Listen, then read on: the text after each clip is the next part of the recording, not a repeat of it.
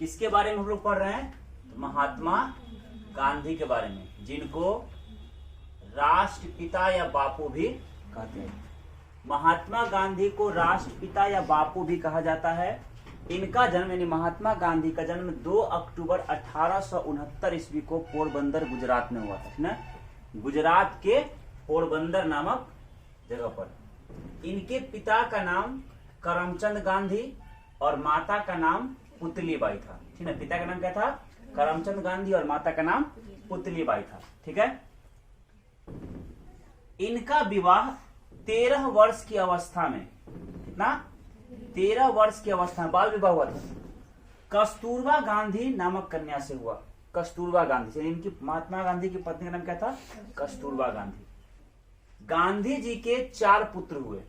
एक का नाम था मणिलाल, दूसरे का हरिलाल, तीसरे का रामदास, चौथे का देवदास। यानी मणिलाल, हरिलाल, रामदास और देवदास। इनका एक मुंह बोला बेटा भी था, जिसको ये बेटा इतना मानते थे। नाम था उसका जमुनालाल बजाज। जमुनालाल बजाज को ये अपना पुत्र मानते थे। किसको? जमुनालाल बजाज को। ठीक है, यानी महात्मा गांधी के 4 पुत्र थे, मणिलाल, हरिलाल, रामदास, देवदास, लेकिन जमुनालाल बजाज को अपने पुत्र की तरह मानते थे। गांधी जी शिक्षा प्राप्ति के लिए, किस चीज के लिए? शिक्षा प्राप्ति के लिए कहाँ गए? लंदन गए। है ना, पढ़ाई करने के लिए, बैरिस्टरी की, वकालत की पढ़ाई करने के लिए लंदन गए, है ना, यूनिवर्सिटी लंदन, कॉलेज लंदन, है ना। इसके बाद वहां से पढ़ के आए, फिर दक्षिण अफ्रीका गए। कहाँ गए? दक्षिण अफ्रीका। ठीक, और वहां पर उन्होंने फिनिक्स फॉर्म किया और गांधी जी का यह प्रथम आंदोलन था। ठीक है, फिनिक्स फॉर्म की स्थापना करना उनका 1883 जो किए थे दक्षिण अफ्रीका में, वो उनका प्रथम आंदोलन था। प्रश्न कभी कभी पूछता है कि महात्मा गांधी दक्षिण अफ्रीका में कितने वर्षों तक रहे? तो तकरीबन कहा जाता है कि 22 वर्ष का प्रवास किए थे। कितना? 22 वर्ष तक रहे। क्या किए थे? फिनिक्स फॉर्म की स्थापना किए थे। उस समय वहां पे ही दक्षिण अफ्रीका में ही इनको कौन मिले थे? गोपाल कृष्ण गोखले मिले थे उनको। गोपाल कृष्ण गोखले को गांधी जी ने अपना राजनीतिक गुरु बनाया। गुरु लिख दिए। गोपाल कृष्ण गोखले को गांधी जी ने अपना क्या माना? राजनीतिक गुरु। गोपाल कृष्ण गोखले ने गांधी जी से कहा था कि कोई भी आंदोलन सफल तभी होता है जब उसमें संयम हो, उसका एक निश्चित उद्देश्य, और कोई भी बड़ा काम करने के लिए बड़े बड़े विद्वानों का पुस्तक पढ़ना जरूरी है। ठीक ना। तो गोपाल कृष्ण गोखले के बातों से प्रभावित होकर गांधी जी ने क्या किया था? तो रस्किन का लिखा हुआ है ना पुस्तक पढ़ा और भूख हड़ताल की प्रेरणा ली। रस्किन की पुस्तक से उनको भूख हड़ताल की प्रेरणा मिली, और टॉलस्टॉय, लियो टॉलस्टॉय की पुस्तक से उन्हें आंदोलन करने की प्रेरणा मिली। ठीक है, यानी रस्किन की पुस्तक को भी पढ़ गए और टॉलस्टॉय की पुस्तक को भी पढ़ गए महात्मा गांधी। कहाँ पे? दक्षिण अफ्रीका में। और दक्षिण अफ्रीका से भारत 9 जनवरी 1915 ईस्वी को आए। जब दक्षिण अफ्रीका से गांधी जी भारत आए तो उनको गोपाल कृष्ण गोखले ने कहा था कि भारत जाते ही कोई आंदोलन मत करना, कम से कम 1 साल तक विद्यार्थी जीवन की तरह रहकर भारत के उस समय के तात्कालिक राजनीतिक परिदृश्यों को समझना। सिंपल बात है, तत्काल कहीं मारपीट है तो जाकर मारपीट कर ली, क्या पता दोनों की गलती ये हो, है ना। पहले समझना चाहिए कि आखिर मारपीट क्यों हो रहा है, तब ना झगड़ा को शांत किया जा सकता है। कोई किसी को मार रहा है, जाकर उसको लतिया शुरू करते तुम ही, झगड़ा को शांत होगा? नहीं होगा। पहले माहौल को समझो कि आखिर हुआ था क्या। तो गांधी जी को कहा गया था भारत जाकर कम से कम 1 साल तक भारत के उस समय के राजनीतिक परिदृश्यों को समझना, इसके बाद कोई आंदोलन करना। महात्मा गांधी 9 जनवरी 1915 ईस्वी को भारत आए थे। कहां से? दक्षिण अफ्रीका से। इसके बाद 1 साल तक वो कुछ नहीं कर रहे थे, क्योंकि उनको कहा गया था सिर्फ 1 साल तक विद्यार्थी बन के रहने के लिए, छात्र बन के। 1916 ईस्वी में, लगभग साल लगे जा रहा था, 1916 ईस्वी में गांधी जी ने क्या किया था? साबरमती आश्रम की स्थापना कर दिए थे। ठीक है, साबरमती आश्रम की स्थापना करने के लिए गांधी जी को अंबालाल साराभाई ने पैसा दिया था। ठीक है, साबरमती आश्रम गुजरात में जो है, ठीक ना, की स्थापना करने के लिए पैसा किसने दिया था? अंबालाल साराभाई ने। और 1916 ईस्वी में ही लखनऊ अधिवेशन हुआ था। क्या हुआ था? लखनऊ अधिवेशन। उस लखनऊ अधिवेशन में गांधी जी क्या किए थे, भाग लिए थे। इसी लखनऊ अधिवेशन में गांधी जी की मुलाकात किससे हो गई थी, राजकुमार शुक्ल से, जो चंपारण का क्या था, एक जमींदार था, है ना, चंपारण का किसान था राजकुमार शुक्ल। राजकुमार शुक्ल जब गांधी जी से मिला था लखनऊ अधिवेशन में, तो राजकुमार शुक्ल गांधी जी को आमंत्रित किया था कि आप कहाँ आइए, चंपारण आइए, और वहां के किसान की जो स्थिति है इस नियम के तहत, तिनकठिया प्रणाली के तहत बहुत खराब है, उसको मुक्ति दिलवाइए। तो गांधी जी बोले थे कि हम अभी तो फिलहाल नहीं जाएंगे, साल बीतने के बाद जाएंगे। तब 1917 ईस्वी में महात्मा गांधी यही राजकुमार शुक्ल के अनुरोध पर कहां गए थे, बिहार में चंपारण जिला है, चंपारण गए, जहां पर अंग्रेजों ने एक नियम बना के रखा था, नीले बगान मालिकों ने, है ना, कि प्रत्येक किसान को उनके प्रत्येक 20 कट्ठा भूमि में से 3 कट्ठा भूमि पर नील की खेती करना अनिवार्य है ना, और नहीं तो उसको पुष्ट मारता था, सजा देता, जो भी होता था। यानी एकदम मजबूर कर दिया था कि जिसका जितना भी खेत हो, प्रत्येक 20 कट्ठा में से 3 कट्ठा में क्या लगाना है, नील लगाना है, नील का खेती करना है। ठीक, और नील की खेती करने में घाटा ये था कि जिस भूमि, वही व्हाइट शर्ट पर नहीं था नील दे, वही नील की खेती करने में घाटा यह था कि जिस खेत में नील एक बार लग गया, 2 बार लग गया, वो खेत बंजर हो जाता था। इसका मतलब हर साल सोचो कितना किसान का खेत बर्बाद हो रहा था, किसान परेशान था। और दूसरा बात क्या, दूसरा घाटा क्या था कि नील जो है ना, अंग्रेज खरीद के ले जाता था लंदन, अपने देश, ठीक है।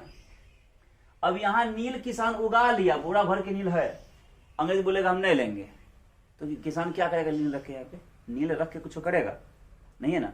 अगर खर्चा हुआ 50 रुपया केजी के हिसाब से, वो कहेगा नहीं हम 20 रुपये में लेंगे, किसान क्या चाहेगा, आखिर रख के अचार नहीं ना बनाएगा, ले जाओ तुम, तो घटे ना हुआ। तो मनमाना दाम से वो खरीदता था, अब मजबूर कर दिया था खेती करने के लिए, इससे किसान पूरा तबाह था। तब महात्मा गांधी आए थे 1917 में, और क्या किए थे, चंपारण सत्याग्रह किए थे, यही तिनकठिया प्रणाली से वहां के किसानों को मुक्ति दिलवाए थे। ठीक, इनको विजय मिल गया, मतलब ये जीत गए वहां पे, है ना, अंग्रेजों का तब खट्टा हो गया। और ये भारत में, याद रखना, भारत में गांधी जी का पहला आंदोलन कौन था, चंपारण सत्याग्रह, तिनकठिया प्रणाली। ठीक है, क्वेश्चन है सब। फिर 1918 ईस्वी में गांधी जी ने खैरा सत्याग्रह किया, खैरा में एक सत्याग्रह किया 1918, इसमें भी जीत गए। 1918 में ही अहमदाबाद में मिल मजदूरों ने आंदोलन किया था, उसमें भाग ले लिए, वहां भी जीत गए। यहां जीत हुआ, यहां जीत हुआ, यहां जीत हुआ, मन फूलन, पूरा फूल के फुलौरी भेल था मुखिया इनका, गांधी जी का, मुखिया जी का नहीं, गांधी जी का। ठीक, उसी समय 1 साल बाद 1919 ईस्वी में अंग्रेजों ने एक कानून लाया, ठीक ना। ये कानून वास्तव में उसका राजनीतिक चाल था कि भारत के किसी भी राजनेता को आगे बढ़ने ही नहीं देना है। उस कानून को लाया 1919 ईस्वी में, नाम था उसका रॉलेट एक्ट कानून, ठीक ना। इसमें बिना दलील, बिना वकील और बिना अपील किसी भी व्यक्ति को गिरफ्तार करके जेल में भन दिया, ठीक ना। इसको गांधी जी ने या भारतीय ने क्या कहा, काला कानून। इसमें कोई दलील नहीं, कोई वकील नहीं, या कोई बिना दलील, बिना वकील और बिना अपील किसी को भी गिरफ्तार कर लेना है, जेल में भर देना है था। तो गांधी इसको क्या कहा, काला कानून कहा, उसका खुलकर क्या किया, विरोध किया। ठीक, ठीक इसी साल अमृतसर में एक घटना घट गया 13 अप्रैल 1919 ईस्वी को। क्या हो गया, जलियांवाला बाग हत्याकांड हो गया। यही रॉलेट एक्ट का विरोध करने के लिए अमृतसर के जलियांवाला बाग में एक शांति समिति का बैठक हो रहा था भारतीयों का, कि कैसे कैसे क्या करेंगे, उसका विरोध किया जाए। ठीक, लेकिन उस समय वहां जनरल डायर था, जो आया और निहत्थे लोगों पर गोलियां बरसा दी।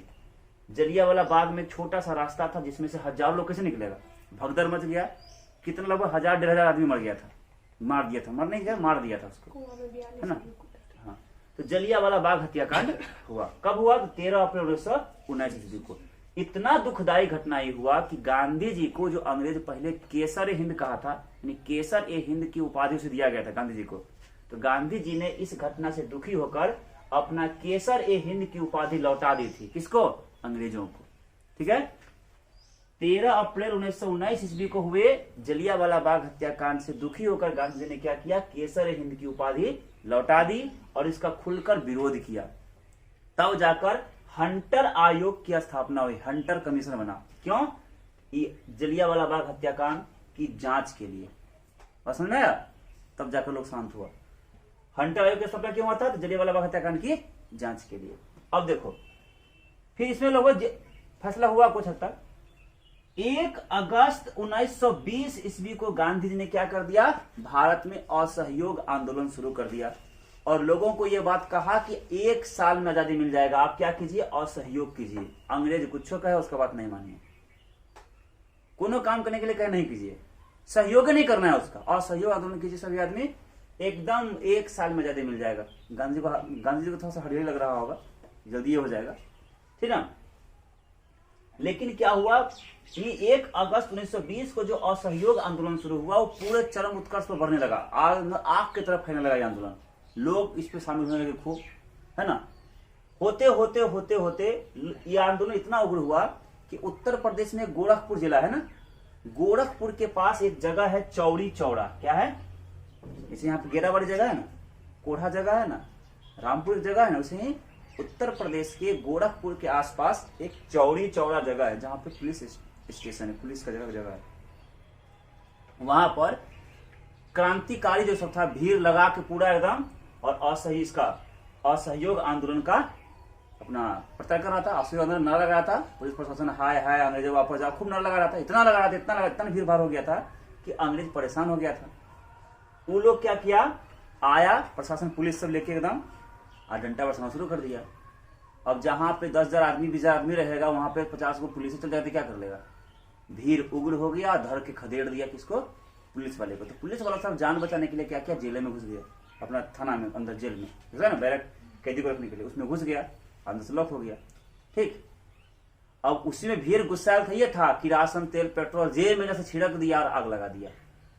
22 गो पुलिसकर्मी को जिंदा जला दिया भीड़, कहां पर, चौड़ी चौड़ा में। उसी को कहते हैं चौड़ी चौड़ा हत्याकांड। कब हो गया था, 5 फरवरी 1922 ईस्वी को, ठीक।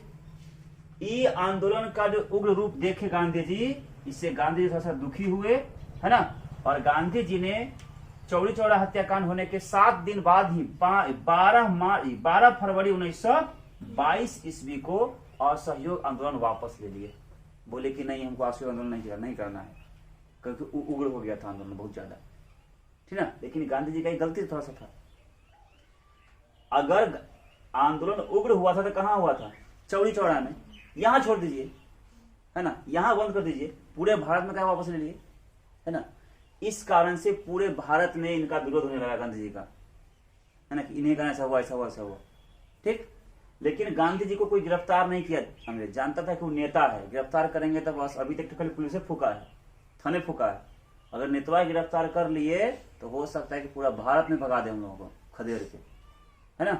गिरफ्तार नहीं किया था। लेकिन जैसे ही 12 फरवरी 1922 को गांधी जी ने आंदोलन वापस लिया और भारत में गांधी जी का विरोध होना शुरू हुआ, अंग्रेज समझ गया कि अब इनको गिरफ्तार हम कर सकते हैं।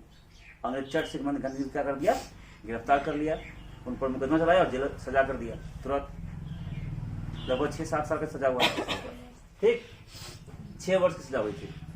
लेकिन गांधी जी थोड़ा सा अस्वस्थ हो गए, ठीक, तो 6 महीने साल भर में उनको क्या कर दिया, जेल से रिहा कर दिया, क्योंकि अस्वस्थ हो गए थे पूरा, ठीक। अब जेल से रिहा हुए, चट से जाके क्या कर दिया, कांग्रेस के अधिवेशन, कांग्रेस अधिवेशन में भाग ले लिए और कांग्रेस का अध्यक्ष बन गए। कब, 1924 में गांधी क्या बन गए, कांग्रेस के अध्यक्ष। कब बने, 1924 ईस्वी में।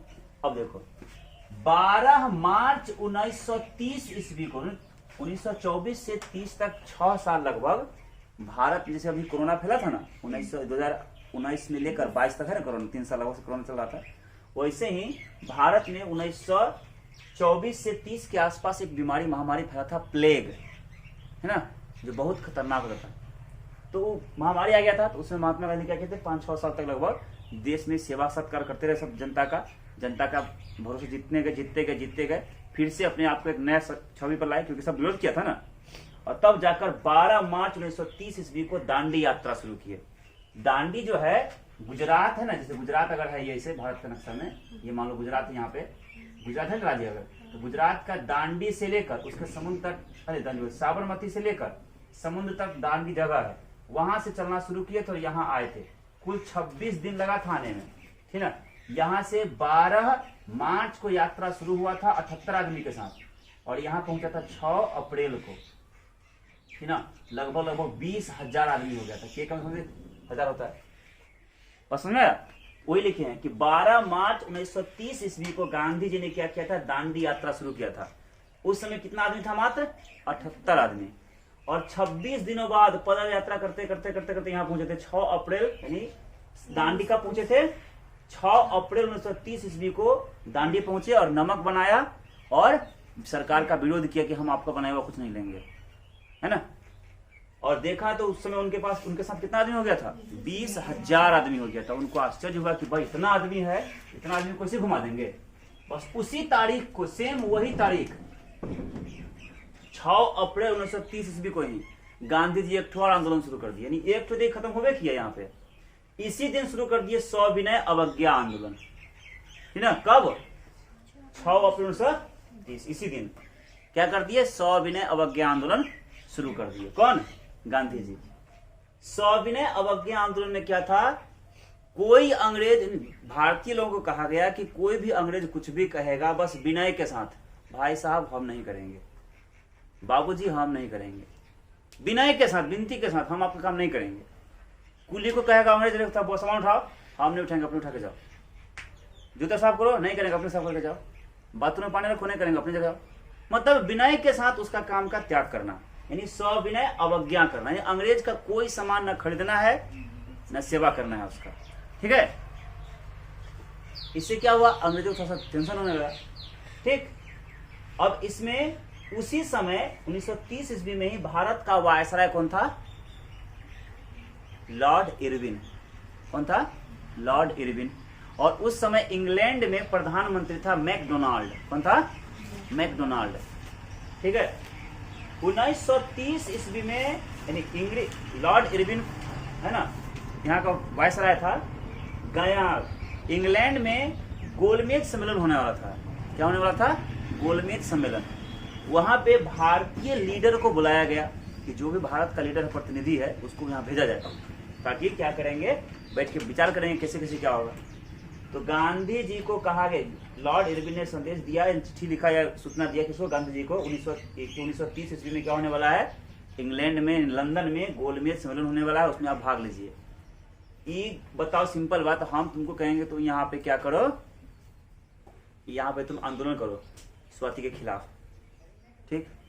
और हम, तुम लोग का तुम लोग आंदोलन बैठ गई और हम स्वाति के घर में जाकर बर्गर पिज्जा खा रहे हैं, तुम लोग हमारा विरोध करेगी नहीं करेगी कि हम लोग को बैठा दें विरोध में, अपने जगह बर्गर पिज्जा खा रहे हैं। वही बात है। 1930 में गांधी जी प्रथम गोलमेज सम्मेलन में नहीं गए। क्यों? क्योंकि यहाँ भारत में क्या कर दिए थे? वो सविनय अवज्ञा आंदोलन शुरू किए थे, भारतवासी उसका पालन कर रहे थे। आई खुद चल जाते वहां पर तो कोई उनका बात मानता? तो नहीं गए। जिसका प्रेशर पड़ा किस पर? पहला प्रथम गोलमेज सम्मेलन काम का नहीं रहा, तो प्रेशर वहां से जो प्रधानमंत्री था वो दिया होगा भरपूर, ठीक, प्रेशर लोड। तो गांधी इरविन समझौता हुआ 1930 के बाद यहाँ पे, ठीक है। डेट हमको फिक्स याद नहीं है, तब जाकर गांधी जी और लॉर्ड इरविन के बीच समझौता हुआ, जिसको हम लोग कहते हैं गांधी इरविन समझौता, जिसमें गांधी जी ने कहा था कि जितने भी कैदी हैं, कुछ 12-13 को मांग था उनका कि सब मान लो तो हम जाएंगे, ठीक। तो उसमें एक बात क्या था कि हमारे जितने भी कैदी हैं, भारतीय कैदी, सबको छोड़ो, रिहा करो, तब हम जाएंगे। तो उसी समय लॉर्ड इरविन ने कहा था कि हम जितने भी राजनीतिक कैदी हैं सबको छोड़ देंगे, आप जाइए गोलमेज सम्मेलन में। और महात्मा गांधी कहाँ चले गए? द्वितीय गोलमेज सम्मेलन 1931 में चले गए। और यहाँ इसी बीच में भगत सिंह, राजगुरु और सुखदेव तीनों को फांसी पर लटका दिया, क्योंकि तीनों राजनीतिक कैदी नहीं था, तीनों बम फेंका था केंद्रीय असेंबली, तो अपराधी न था, ठीक ना। राजनीतिक कैदी मतलब क्या? कोई आंदोलन कर रहे, गिरफ्तार कर राजनीतिक कैदी हुआ, वो तो बम फेंके थे, तीनों को फांसी हो गया। गांधी जी वापस पता चला कि तीनों को फांसी हो चुका, ठीक ना। बस फिर जो तीसरा गोलमेज में जाना था, फिर वो विरोध करते, नहीं जाएंगे, नहीं गए, ठीक है। तब जाकर 24 सितंबर 1932 ईस्वी को पूना समझौता हुआ, ठीक ना, गांधी जी और भीमराव अंबेडकर के बीच। याद रखना, पूना समझौता कब हुआ था? 24 सितंबर 1932 ईस्वी को। किसके बीच हुआ था? तो गांधी जी और भीमराव अंबेडकर के बीच। इसके बाद घटनाक्रम आगे बढ़ता गया। 1940 ईस्वी में गांधी जी ने क्या किया था? तो व्यक्तिगत सत्याग्रह चलाया था, जिसको हम लोग दिल्ली चलो आंदोलन भी कहते हैं। दिल्ली चलो आंदोलन को ही क्या कहा जाता है? व्यक्तिगत सत्याग्रह। कब हुआ था? तो 1940 ईस्वी को। व्यक्तिगत सत्याग्रह या दिल्ली चलो आंदोलन करने वाले प्रथम व्यक्ति कौन थे महात्मा गांधी के साथ? तो जवाहरलाल नेहरू। और दूसरे व्यक्ति कौन थे? तो विनोबा भावे। याद रहेगा ना? व्यक्तिगत सत्याग्रह या दिल्ली चलो आंदोलन के पहले नेता कौन थे गांधी जी के साथ? जवाहरलाल नेहरू। और दूसरे कौन थे? विनोबा भावे। कोई दिक्कत? इसके बाद 1942 में गांधी जी ने क्या कर दिया? एकदम छेड़ दिया भयानक भारत छोड़ो आंदोलन। अब सिंपल बात, भारत छोड़ो आंदोलन कर दिया और कह दिए करो या मरो। अब इस आंदोलन में या तो तुम भगाइए दो या तो मरिए जाओ, करो या मरो का नारा दिया भारत छोड़ो आंदोलन में। कब? 1942 ईस्वी में। तब जाकर अंततः भारत को 14 अगस्त 1947 ईस्वी को आजादी मिल गई।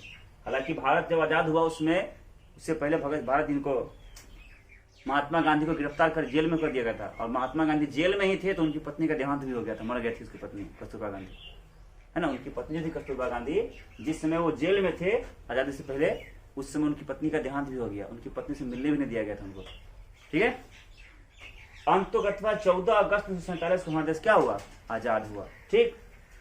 और 30 जनवरी 1948 ईस्वी को महात्मा गांधी को नाथूराम गोडसे नामक व्यक्ति ने क्या कर दिया? मार दिया। ठीक है, गोली मार दिया। अब मारने का पता है कारण क्या है? जिन्ना का कहना था, जो पाकिस्तान के नेता उस समय लीडर थे, कि हम जो 14 अगस्त को आजाद हुए, 1 जनवरी से 14 अगस्त तक पाकिस्तान का जितना भी टैक्स तुम वसूले हो वो सब टैक्स हमको दे दो। ठीक। और उसमें बहुत मारपीट चल रहा था, मारकाट हो रहा था। तो गांधी जी को लगा कि चलो यही भाई, जब बड़ा देश, चलिए पाकिस्तान जब अलग हुई गया, उतना बड़ा देश हमारा अलग हो गया, तो आखिर नहीं आया, तो अगर 6 महीने साल भर का जो भी तेरा टैक्स दे देंगे तो क्या हो जाएगा? तो बोल दिया कि टैक्स दे दो, और टैक्स दे दिए। इसी गुस्सा में नाथूराम गोडसे को गोली मार दिया। समझ में आया? इसके बाद महात्मा गांधी की एक आत्मकथा है जिसका नाम है माई एक्सपेरिमेंट विथ ट्रूथ, सत्य के साथ मेरा प्रयोग। महात्मा गांधी की एक पत्रिका है जिसका नाम है यंग इंडिया, और महात्मा गांधी की पुस्तक का नाम है हिंद स्वराज। कोई दिक्कत? समझ में आया? ठीक।